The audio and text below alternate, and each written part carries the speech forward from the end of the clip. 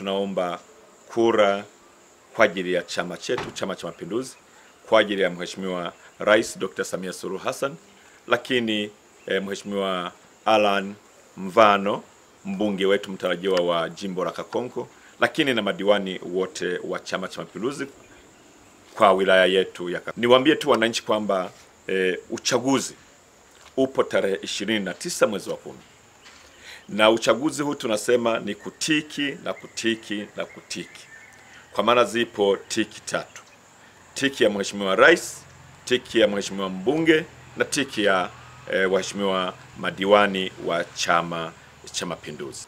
Tumekuja kuomba kura za Chama cha Mapinduzi.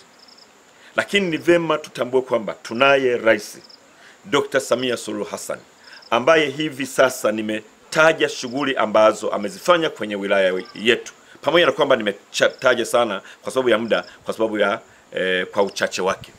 Lakini ndi huyu rais ambaye ameweza kuitangaza nchi yetu kimataifa, kisiasa, tunakubalika. Lakini ni rais huyu ambaye ameweza kujenga miradi mbalimbali katika nchi yetu. Ipo miradi ya umeme, ipo miradi ya barabara, ipo miradi ya maji kwa nchi nzima. Kwa hiyo ametuheshimisha kama nchi.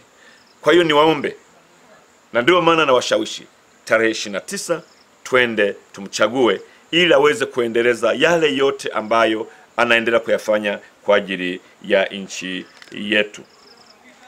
Sasa hivi sio wakati wa kugawanyika. Sasa hivi sio wakati wa kugawanyika. Ni wakati wa kuweka nguvu zetu pamoja ili kuhakikisha kwamba chama chetu, Chama cha Mapinduzi, kinashinda katika uchaguzi tunaouendea sasa. Na ni vyema wananchi tufahamu, shida yetu sio shida ya uhusiano wa mimi na mwingine. Zipo shida za msingi ambazo tunahitaji kupata viongozi ambao wako makini kwa ajili ya kutusaidia. Wapo wagombea wengine kwenye vyama vingine, lakini chama ambacho tuna uhakika kwamba kinaweza kutolea viongozi sahihi kwa ajili ya kuwasaidia wananchi wetu ni viongozi ambao watatokana na Chama cha Mapinduzi.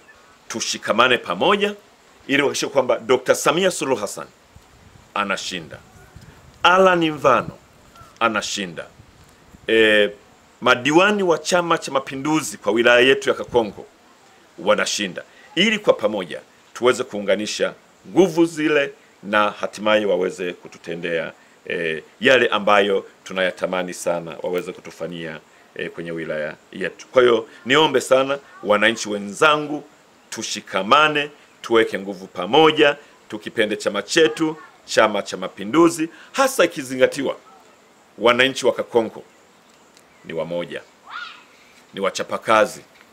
Kwa ni waombe tunapouendea uchaguzi kwa uchapakazi wetu, kwa umoja wetu, kwa uhodari wetu, tuweze kuhakikisha kwamba rais wetu Dr. Samia Suluhu Hassan anashinda, mbunge wetu anashinda, lakini na madiwani wetu wanashinda.